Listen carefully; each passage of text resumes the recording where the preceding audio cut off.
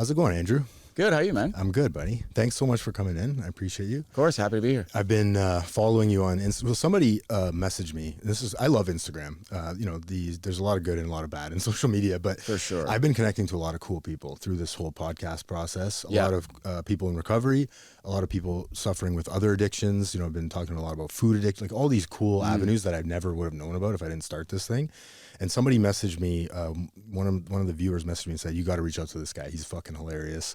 He's sober, And so I started watching your stuff, and I love what you're doing, man. It's great. Like I love that you're open and vulnerable about, being in recovery too, because I think there's a lot of people in your industry, but in kind of this creator industry that are maybe suffering and don't talk about it enough. So I think it's good. You're in recovery as well, right? So when you get sober, after a little bit, you try to think of like ways you can give back, how you can maybe use your specific like set of skills to contribute. And one thing that I'm sort of blessed with is that I'm just comfortable talking about sort of anything because I've been doing comedy for like 15 years. Wow. So I'm like just really used to like embarrassing myself in front of rooms full of people and like oversharing and stuff like that. So whereas for some people, like talking about addiction, I think is kind of hard. For me, like it doesn't really bother me at all. So I figure I might as well because, a lot of people don't like to talk about it and then they end up stuck in it for longer because they're not talking about it, right? They're kind of ignoring it. And I think a lot of people who struggle like we do have a lot of shame. Yeah. And, there's nothing to be ashamed of. It's a thing that like so very many people struggle with, it's a normal human thing. And a lot of people lose like more of their life than they should have to lose. So true. Like so many just years of their life evaporating because they don't want to admit that they have a problem. They have shame about their problem. And it's like if they didn't feel that shame, maybe they would have cleaned up a decade before. So I try to just wear it on my chest as much as I can and hope that does something for someone out there. Yeah. Do people reach out to you like about addiction? I do get that on Instagram. Yeah. Nice. Yeah. Which I'm always, I try to reply to everybody. As my account grows, it gets harder to manage. And also, it's funny. Sometimes people will really share, which is cool. Cool. Like anyone can message me anything. I'm totally fine with it. It's just sometimes you're like, oh, I don't know what to do. I'm not qualified for this. Because I started posting about sobriety when I was only 9 months in or something. So it's like I'm kind of just showing the baby steps of when you're in early recovery, but. So, and I think that can be helpful to some people, and I have some pretty basic advice that I feel comfortable giving. Yeah. But ultimately, even right now, I'm less than 3 years. I'm not like an expert. Nice, dude. Yeah. So sometimes people would come to me with some shit. I feel like I don't know what to. Yeah. I got a message from like some lady in I think like Yemen. And she's a woman in Yemen. I couldn't relate less to what her life is. And she's like, I'm struggling so much and I don't know what to do. And I was like, well, is rehab an option? Do you think you could do that? And she was like, in my country, that would ruin my life. It would ruin my life if I went to rehab. Yeah.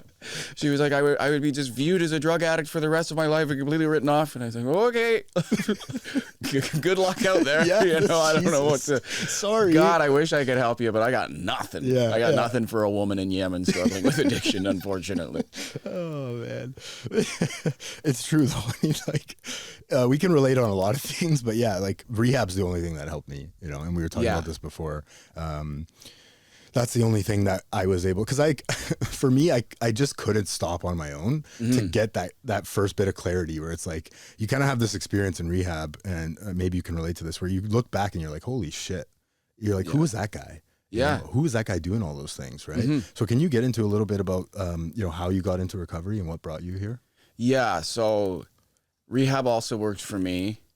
A lot of people, they go to rehab when they're, finally ready or whatever. I was cornered and forced. I was intervened upon very much in the way that you see on TV. It's fucking brutal.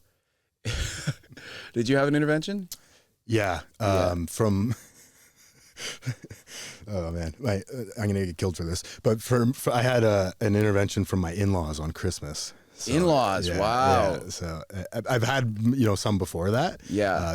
One or two that I can think of from my parents, but they had known what was going on. But this one was like, wait, on Christmas? Yeah. Dude, that's only just hitting me. Yeah, it was a lot. Yeah. So I was like, yeah, Merry I need to Christmas. go.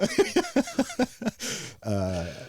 I was not in a good place. Yeah. No, what a day. But it's funny, like, how squirrely addicts can be and how tricky it is sort of to corner us sometimes, because sometimes that's like coming down the pipe maybe, so you can be hard to track down. Yeah. And I guess they were like, Christmas, he's got to be here. We'll get him at Christmas. Yeah, we know the date and location. We're going to get him. There's food here. He's going to show up. Yeah.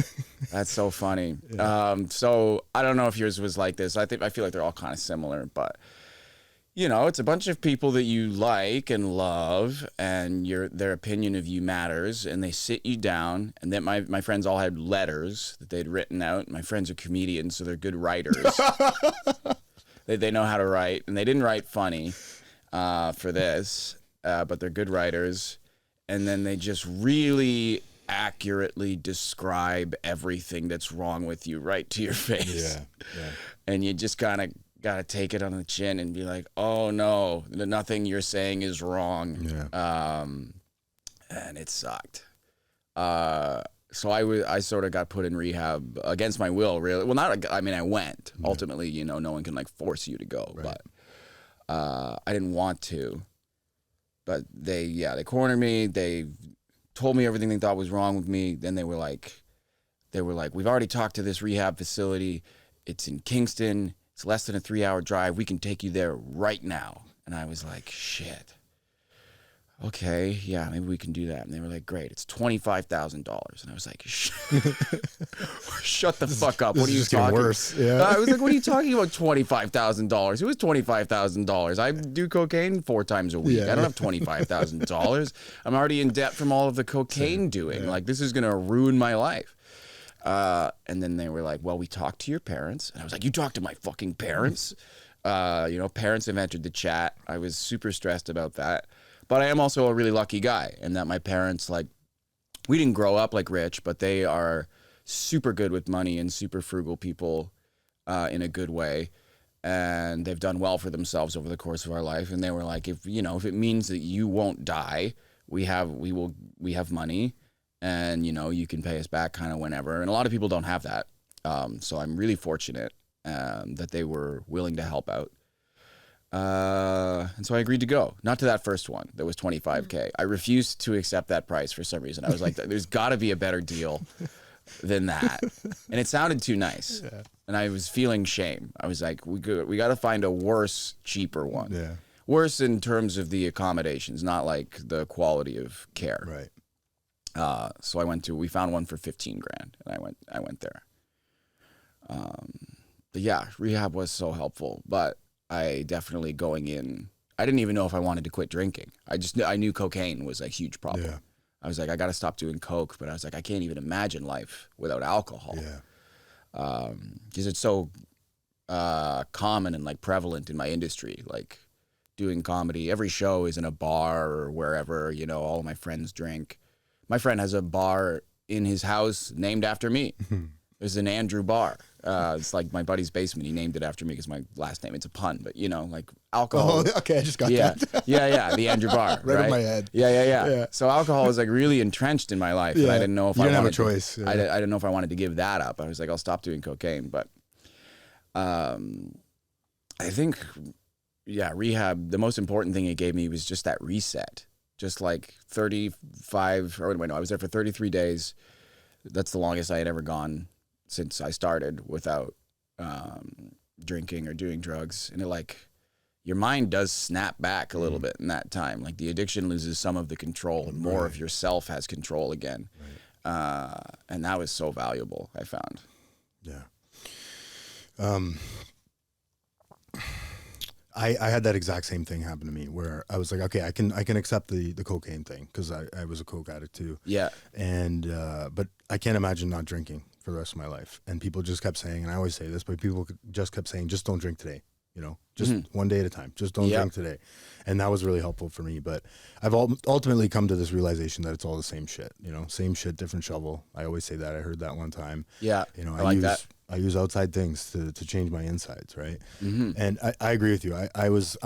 We are fortunate because I was in the same place as you where, and I was feeling a lot of guilt and shame too. And my therapist, you know, kind of helped me through that, where she said, if my daughter was struggling with addiction and drug use, like, do you not think, and she posed it on me too, if you had a daughter, I don't have kids yet, if you had a daughter or a son that was struggling with drug addiction and alcoholism, and they had the possibility of dying at any moment, right? Because cocaine nowadays is fucking laced with fentanyl. Could happen. Would you pay whatever it took to save her life? And I was like, fuck you. Fuck. Yeah. Like, God, that's so true. And it made me feel better, right? Because like, ultimately I would pay whatever price to save their life, right? And I'm super grateful too that I had my in-laws. You know, we laugh about it, but because it was painful, and it's kind of a bit of a coping mechanism. I want to get into that too, this kind of coping mechanism with comedy, and you know, you do stand up for a living, so I'm really interested in that. But I'm grateful for that day because I didn't really know that I was affecting my in-laws as much as I was. Yeah. And they saw their daughter just going through it, me dragging her through the mud. Right. Yeah, it's affecting their kid. Exactly. And, you know, they'd do anything to protect their kid, right? So now I look back and I'm extremely grateful for that day. Yeah, right? That's a lot of love from the in-laws. Yeah. You know, not even blood, but stepping up to the plate. Yeah. Yeah. So that's nice of them. Yeah. And that was a moment too where I was like, fuck, like I need to get back into this, right? Once again, I don't have control over this situation like I thought I did. I don't have control over my drug addiction. Yeah. Yeah, I didn't either. And yeah, so lucky that my parents were able to help out. You know, it helps me a little bit with the guilt is that before I went to rehab, my brother went to rehab like a few years before, but I was like, oh, okay, that kind of evens it out. You know, my parents are always about like, if they buy him groceries, they'll like send me $50 or whatever. Equality, they're very like, they don't want to show favoritism to one over the other. So I'm like, okay, he got rehab first. I get one. Yeah. You know, makes sense. Now I have to be a good boy, but I had a sort of get out of jail free card sitting there. Yeah. I love it. So talking about that, like, how do you incorporate your kind of addiction and into your sets and your bits, and has it changed as you stayed sober longer? Yeah, I think when I first got out, I did like a lot of stand-up about sobriety, which is good. And I still do those jokes and stuff. But especially then, it was just like the only thing I ever thought about because it's so on your mind when you're first sober, because you're not sure if you're going to relapse and everything. And I just wanted to wear it on my chest right away because it's what I was going through and what I was thinking about all the time. And also I was nervous about relapsing, so I wanted like the accountability. You know, I was like, if I'm talking about it all the time, everyone around me is going to know about it. And then that puts, in a good way, I think, just more pressure on me to stay the path, you know? So I just wanted everyone around me to know, hey, this is what I'm going through. This is what I'm doing. I'm not supposed to be drinking. If you see me drinking, that's bad. And yeah, I do like talking about it on stage. Now that I'm a couple years in, I've started to like, you know, write jokes about other things again. It's funny, like it's kind of nice. I think every phase of sobriety so far I've found really nice. Like the early going is great. I really liked the first 6 months because you start to feel like yourself again. You know, you get like control of your brain back, and it's really good. Now I'm at a phase where even though it's still a massive part of my life, it's maybe not as much my entire personality as it was for a little bit, which is still a huge part, but I'm just learning things like every other sober person I meet doesn't have to be my new best friend. I don't know if everyone's like that in the early going, but when I was early in sobriety, every time I met a sober person, I'd be like, okay, we're sober people. And so now we go for coffee, we talk all the time, you know? I thought every person I met had to be like my new best pal. And sometimes after shows, people will be like, oh, hey, awesome show. I'm in recovery. And I'd be like, okay, what next? And they're like, just saying hi, really. Like, I'm on my way home. I got to go back to New York, man. Like, it's, you know, I'm not your new dada over here. Just like, good, nice show. Goodbye, strange man. Yeah. That's awesome. So yeah, so you find that like what's kind of like the comedy community like nowadays? Is it kind of split with like I think a lot of people want to know myself. I love stand-up, right? It helps me a lot. There's a lot of comedians that I like to watch. But is it, do you see it a lot? Do you see the addiction and you're like, oh man, that guy's in it bad right now? Or, you know what? Way less than I used to.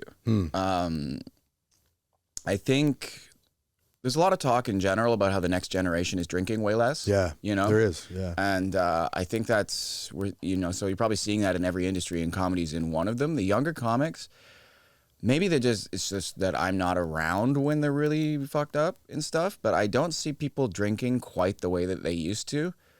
I think possibly there's an economical reason for that as well. Like it's the rent in the city has gone up so much and the cost of drinking has gone up a lot. Maybe motherfuckers just can't afford it. I don't know. Yeah. But I don't see people really getting turned up on a Monday and Tuesday like I used to when I started.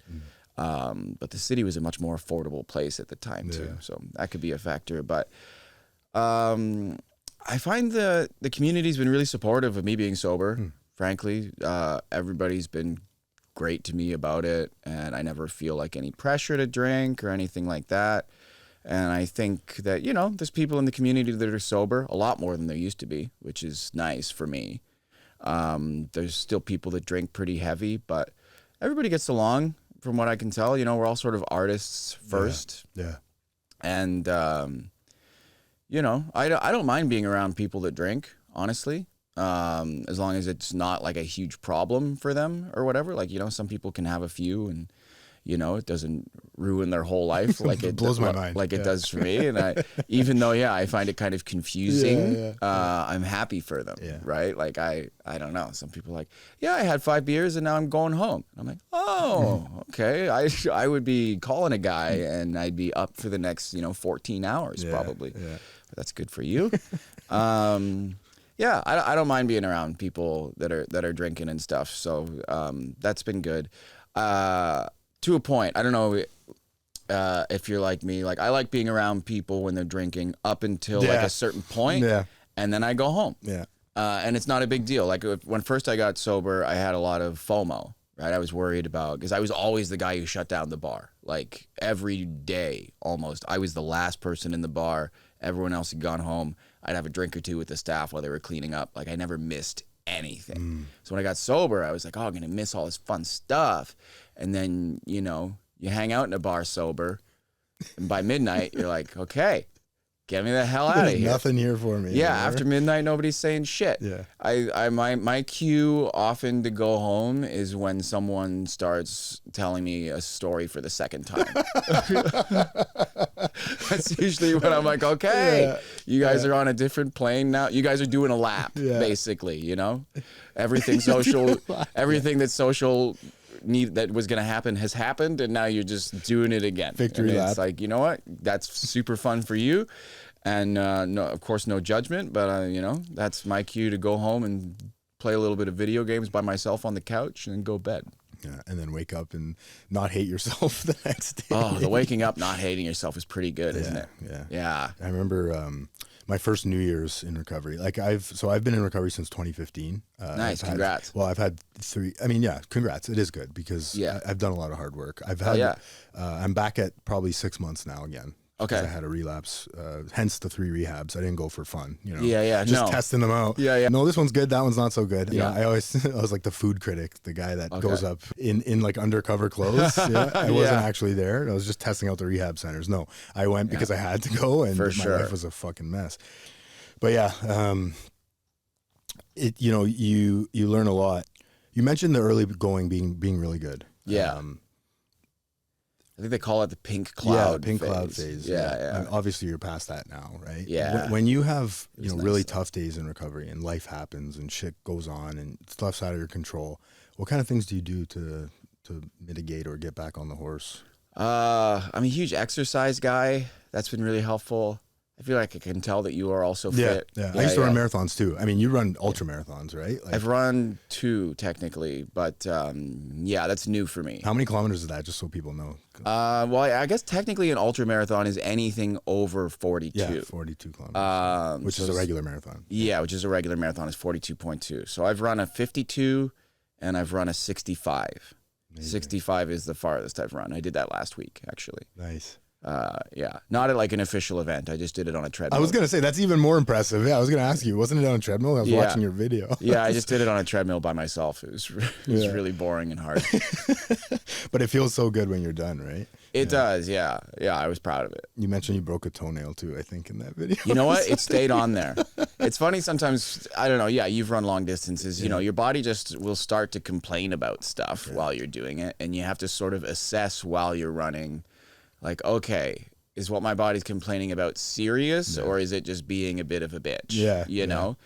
I find, like, most of the time any external pain, like stuff on my feet, or like, you know, sometimes my nipples chafe or stuff like that. That's a tough one. Yeah, it's tough, but I find those ones you can plow through. Like if you just ignore it for long enough, your body sort of realizes you're not going to stop, and it's like, fine. And it stops. It gives up, yeah. It stops giving you that pain notification because it's like it's not doing anything. He's not changing his behavior. So whatever. So my toenail was really bugging me, and I thought it fell off, but it was still on, thank God. I find foot pain you can plow through. It's when your organs get mad at you that you're in real trouble. Probably a good indication you should do something about that. Yeah. When the organs start to bark at you, then you're like, okay, something actually needs to change. Yeah. Because I guess technically, you know, you could live without your feet, you could live without your arms, technically, you know. They're a little bit expendable, and I think they know that. But your organs are like, no, we run the show, motherfucker. You need us. Yeah. Plus, they're really expensive on the black market. Absolutely, yeah. And I'm still in rehab debt. Same. Yeah. Oh, man. But yeah, the exercise for me when I'm having a hard time is running, especially if you're feeling anxious. You know, it's a really hard thing to get into, I feel. A lot of people find running daunting, and it's hard, and like at first you get shin splints, it's painful, stuff like that. But once you get really good at it, like you can eliminate a lot of anxiety in an hour. Yeah. If you can just go rip on the treadmill for an hour, like a normal like hour run for me is like, you know, between 12 to 14K, and you can just get on that thing and like smash 1,000 calories, and like, it's like the calories were anxiety. Like it's just, you feel so much better after every time. Yeah.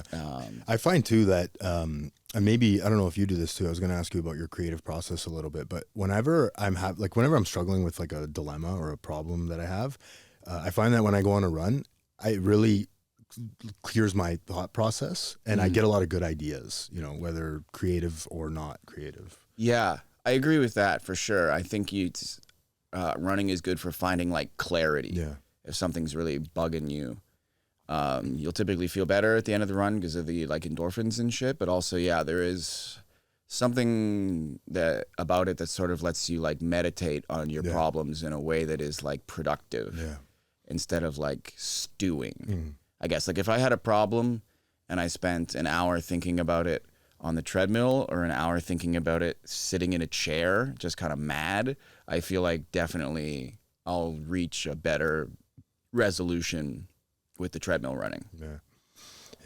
I meant to ask you this before, but how did you know that you were going to get into stand-up? I know that's like it's not an easy decision to make, right? Just to choose that path. I sort of happened by it, really. When I was in high school, so I would say as a kid, at first I wanted to be like an athlete. Specifically, I wanted to be a pro wrestler. And then you kind of got the body for it. Like I got a miniature. I could be like maybe a luchador if I was gonna appropriate a culture a little bit. Yeah.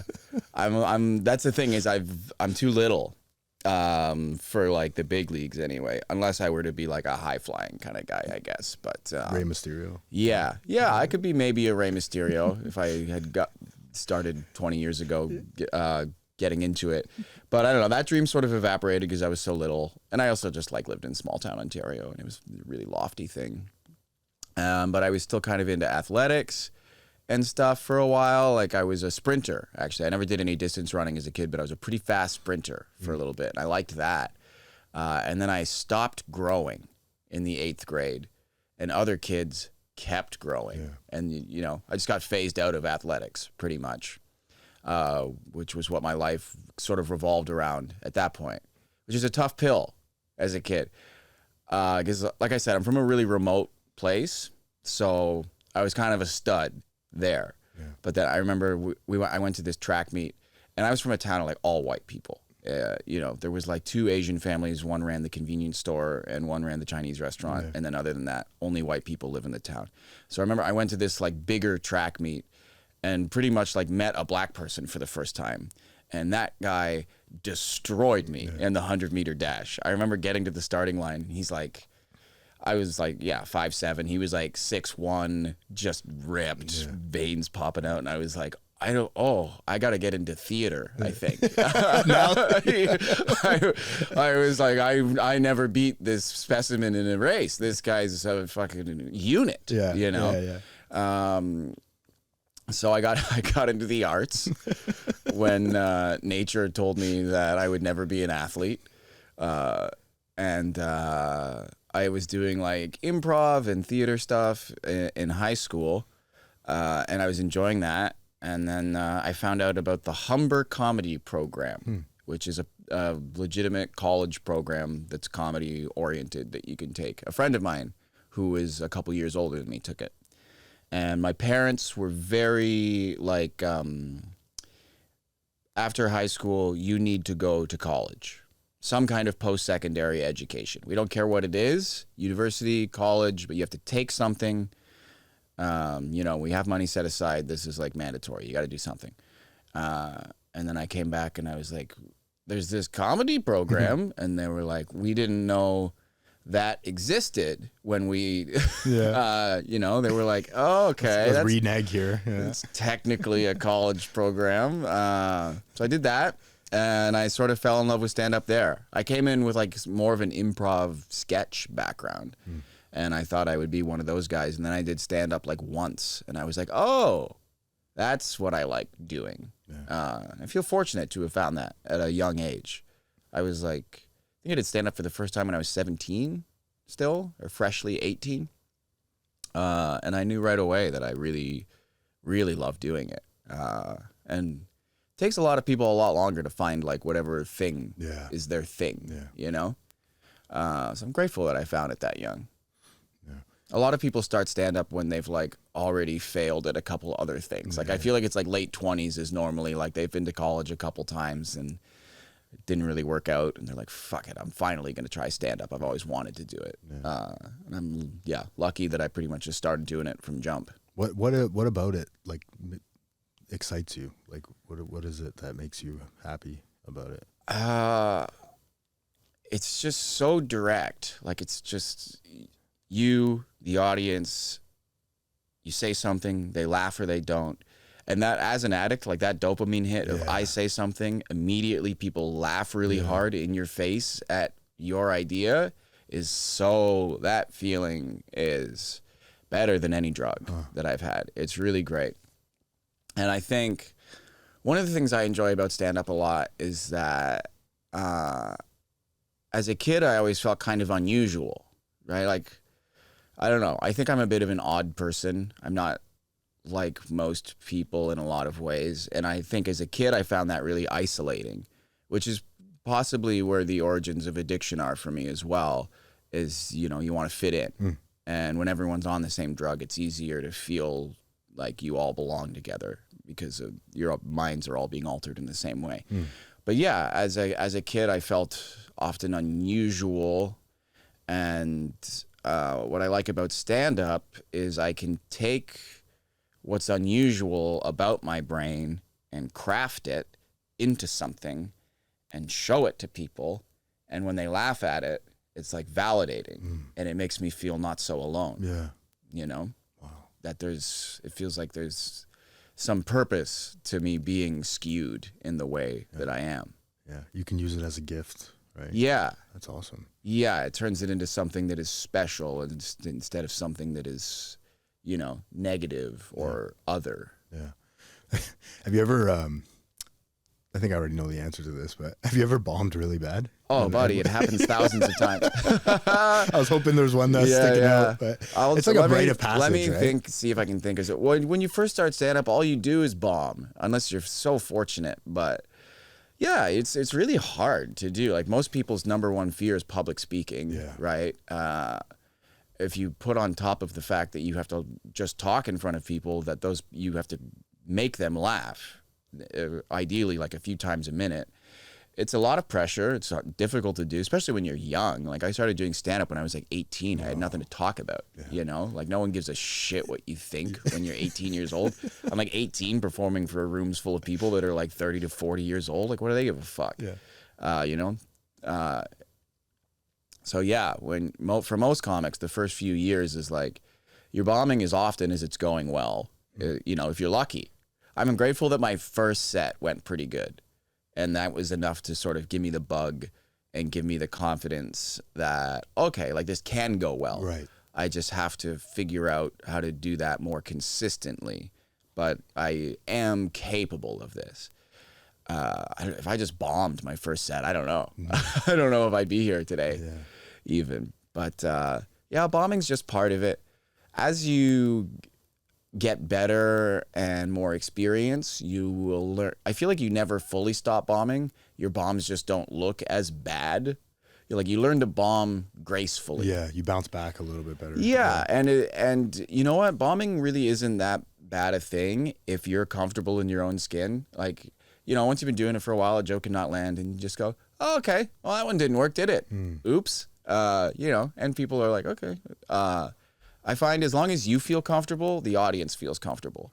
But in the early stages, you're uncomfortable. And when a joke doesn't work, then you're really uncomfortable. And then if they can see that you're really uncomfortable, they can smell that. Yeah, then they get really uncomfortable.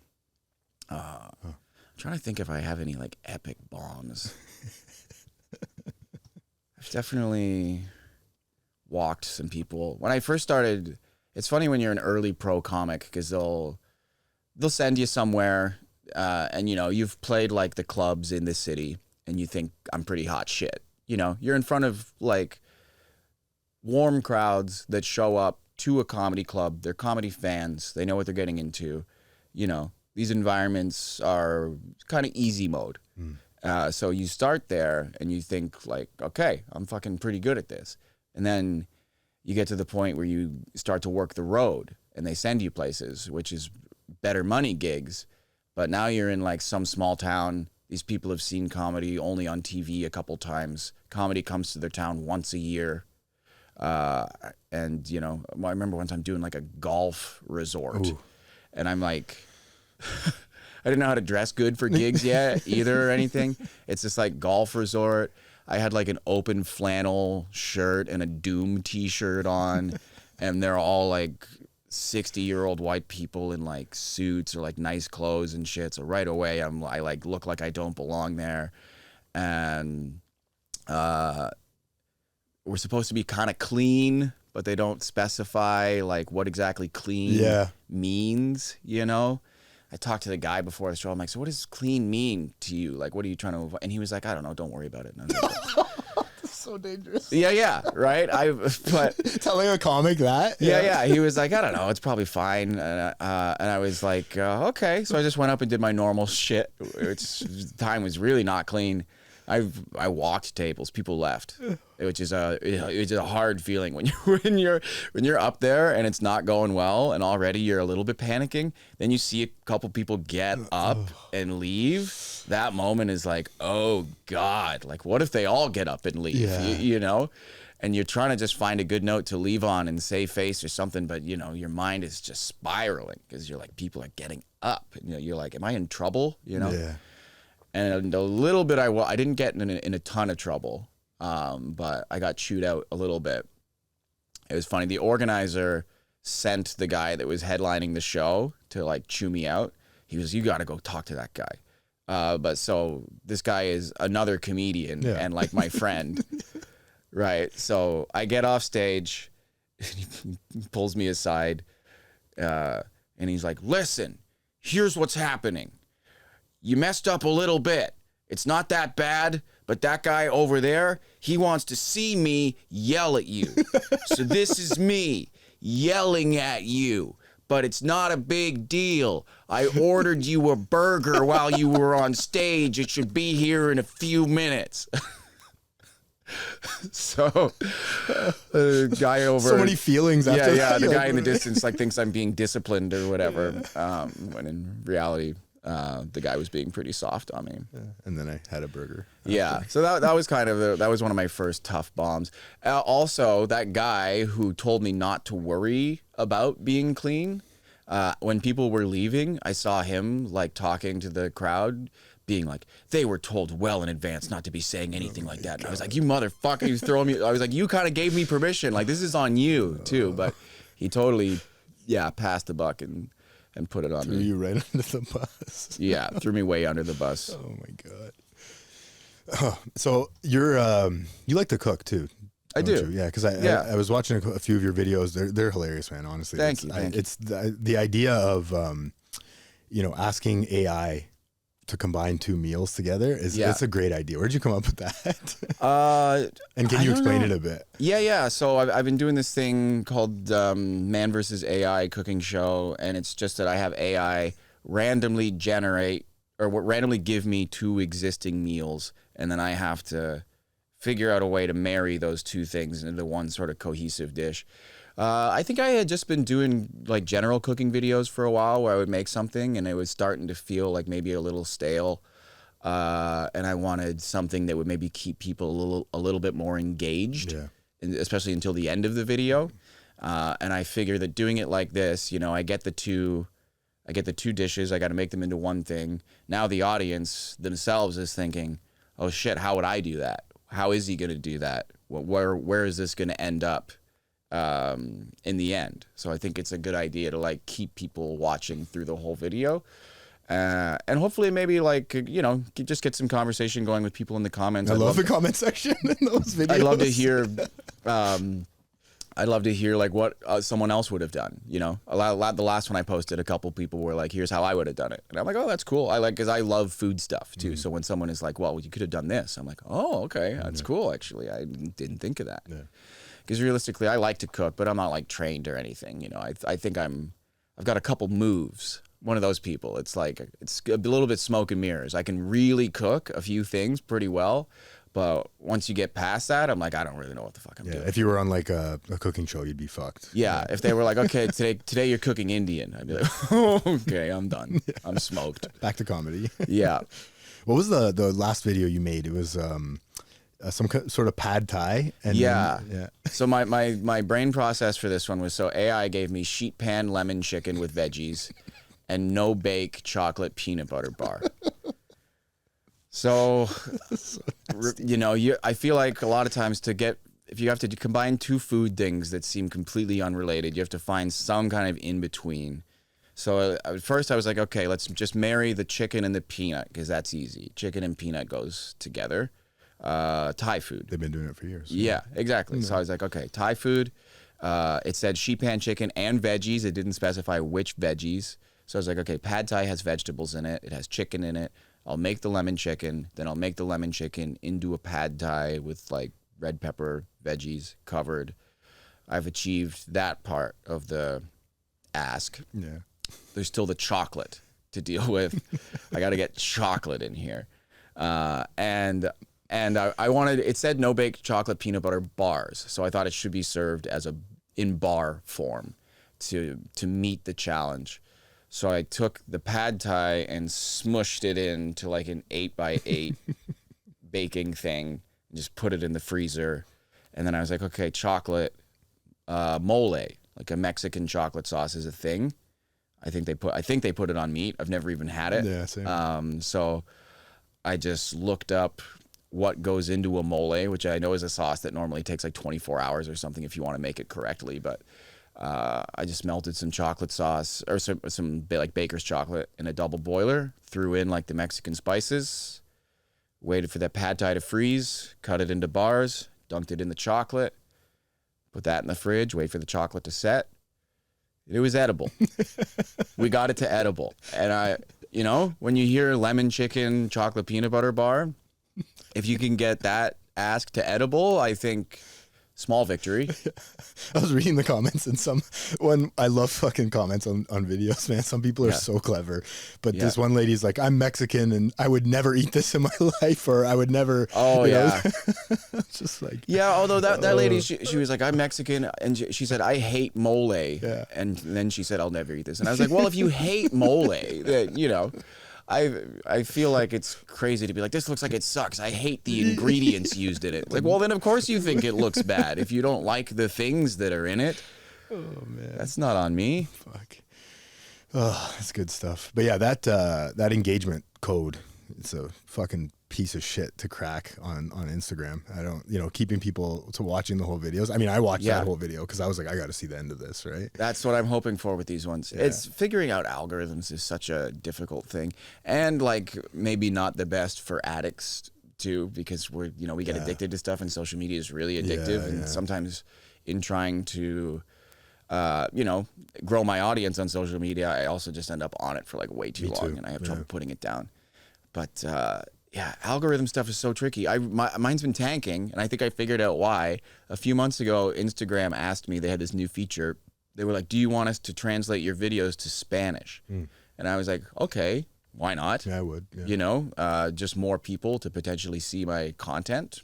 Sure, go ahead, do that. Translate my videos to Spanish, show it to Spanish people, see if they like it. Yeah.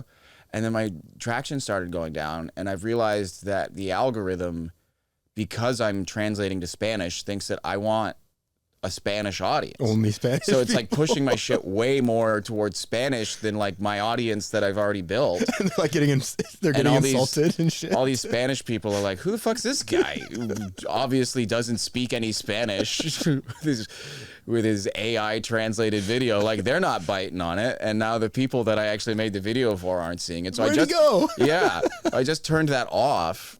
And I'm hoping now my numbers will go back up. But I'm like, damn, that's a feature you guys pitched to me, and it just ruined my shit, So precarious.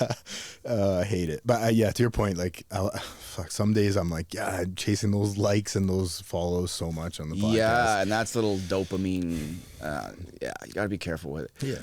One of the things that I enjoyed most about Rehab, honestly, and I need to try to incorporate this in my life a little bit more, is that it improved my relationship with my phone, because we weren't allowed to have our phone. That was nice. In Rehab. We got them for 1 hour a day, or actually 50 minutes, 50. And that was great. That was a great phone relationship, because when you only have it for about an hour a day, you use it to do stuff. Like, there's shit you got to get done. I would pick up my phone every day and I'd have things to do.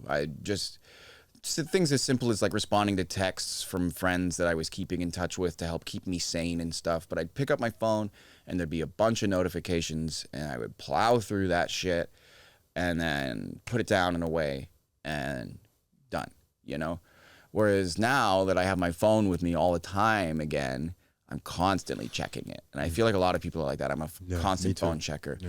And it gets really compulsive and kind of addictive. And the subtext, sort of every time you look at it and there's nothing to look at, it's like a little loss. You're looking at it to see, did anybody message me? Did I get an email? Am I hearing back about this? Did I get any new likes?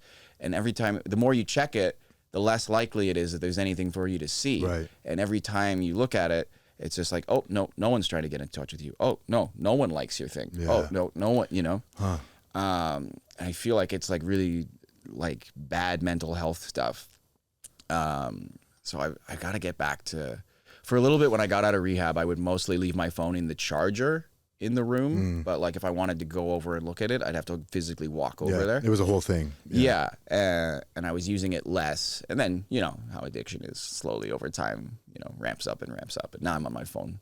I'm on my phone way too much again, but I would like to get a handle on that. Yeah, you bring up a really good point, and I hadn't thought about it like that. As you were talking, I'm thinking like, and this probably already exists, but it's like I need like a lockbox for my phone that's like on a timer. Yeah. But even just thinking about doing that, my addict brain is like, don't fucking do that, idiot. Like, because it wants you to. Idea. Yeah. Exactly, right? Yeah. And I kind of have to see myself in these two figures, right? My addict is currently in the parking lot doing push-ups right now, waiting for me to fuck up, right? Yeah. You hear that, and it's true. Learning to separate the addict brain and the and you is a really tricky thing. It is. Because you'll think that you've got it all figured out, but your addict brain is learning too, right? So it'll be like, okay, I tried this and it didn't work.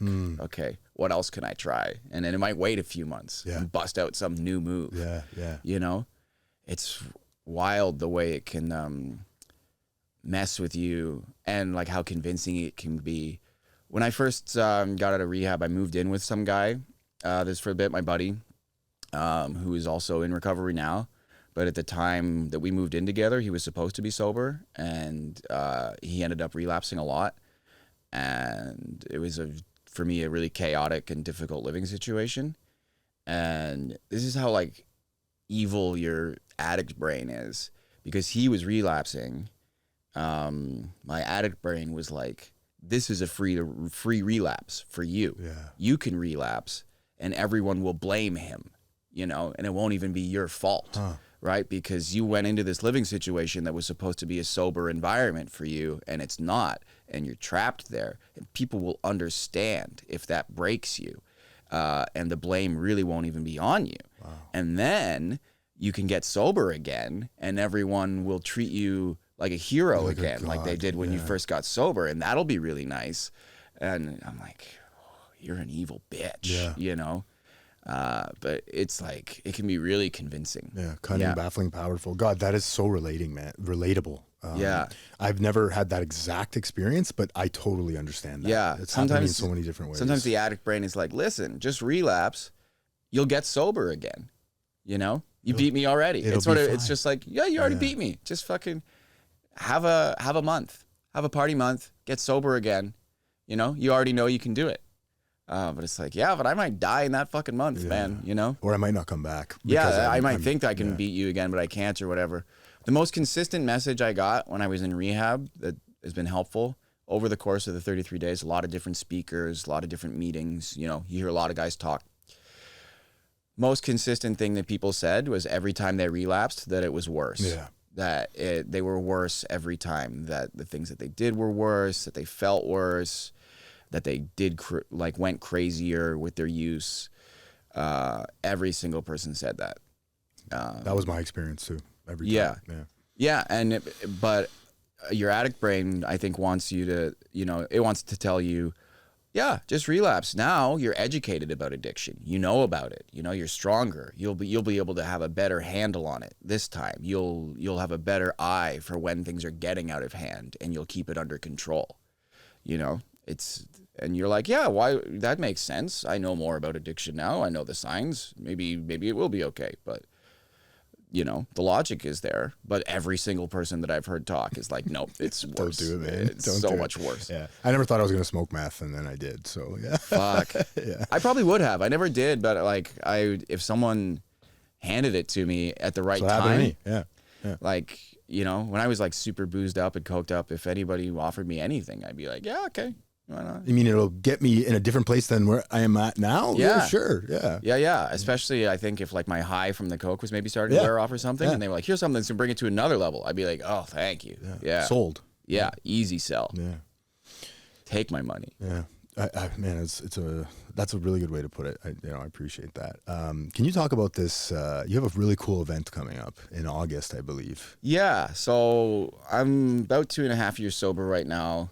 I'm at a point where I feel like I've got myself pretty under control, and I'd like to give back a little bit. Now that I'm not so worried about me all the time, do some stuff for some other people too. So I want to raise some money for the rehab center that I went to, and also for this cool charity in the States called End Overdose. So this August the 24th, I'm gonna put my running skills to the test. I'm gonna run on a treadmill for 12 hours. The goal in those 12 hours is to make it 100 kilometers. We'll see. So far, the farthest I've run is 65. I did that in 6 hours though, so wow. I feel like what's the pace on that? Do you know?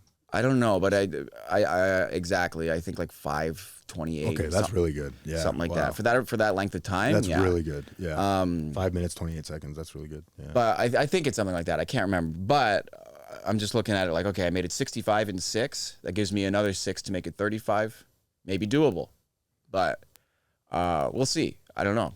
I don't know if my body can handle it. I'm excited to find out. But the idea is, so I'm gonna be on the treadmill for 12 hours. However far I make it is how far I make it. Ideally 100 kilometers. We're going to live stream that. I'm going to have comedians coming in throughout the day, and they're going to sit on a couch next to the treadmill and shoot the shit while I'm just there running, slowly. It's like an activity podcast. Broken down. Yeah, kind of. It's funny too, because I won't be able to, I need to focus on my breath so much that I won't be able to talk to them. Like, they just have to talk, and I'm just going to be there, like furniture, essentially, moving furniture for the 12 hours. And then I'm doing this on stage at a comedy club. So when there's only 30 minutes left in the run, we're going to fill up the room with audience. And then I'm going to record a comedy special right after being on the treadmill for 12 hours. Yeah, no shower, no shower. I want to look like shit. Yeah. I think it's so funny. I don't know why I like it so much. I think, usually when people record their special, they're like prim and like, they just got their hair cut and they're wearing, brand new clothes. They look like $1 million. I think it's funny to record it just distraught and all messed up. I'm going to be walking funny. I don't know. I think it's going to look interesting. And I think like after you've run that for like a really long time, you feel like really vulnerable. Yeah. And I'm curious about how that'll impact the performance. Yeah, totally. Yeah. And I'm also curious about like the extent that an audience can revive a performer. Because I find like an audience's energy really can like bring you to life. Sometimes I'll do a show, maybe I'm sick, I'm a little under the weather, I'm coughing. I get on stage, none of that shit. The adrenaline just kind of takes over. The energy from the people almost is like healing. Yeah. So I'm like, okay, let's see if we can find the edge of that. Let's see if a crowd can be so hot that after I have run for 12 hours that they can bring me back to life, Yeah, I'm super pumped about that. The whole day is sort of metaphor for addiction, right? The treadmill's addiction. You're stuck. You're stuck in the same place. You're not moving forward. You're doing the same thing over and over again, but it's just getting more and more difficult the longer you do it. And maybe for a little bit, you think you're having fun, but it is slowly breaking you down and breaking you down. And at a certain point, you have to admit, I can't beat this thing. I just have to stop. I just have to get off of this fucking thing and go do something else. And that's what the day is. And to your point too, it's like you're bringing in the audience kind of like as a community to help you get through it. Yeah, exactly that. Exactly that. And even during the day when I'm running on the treadmill and my friends are sitting there on the couch, but I can't really talk to them. I can't engage with them the way that I would like to engage with them because I'm too wrapped up in this thing that I'm doing. That's addiction too, right? Because a lot of times when I was around people in social settings, I was almost still alone because I was so focused. Like I was there to get fucked up and the socializing was secondary, right? I was like, when is my dealer going to, while someone's talking to me, I'm like, when's my dealer going to get here and stuff like that.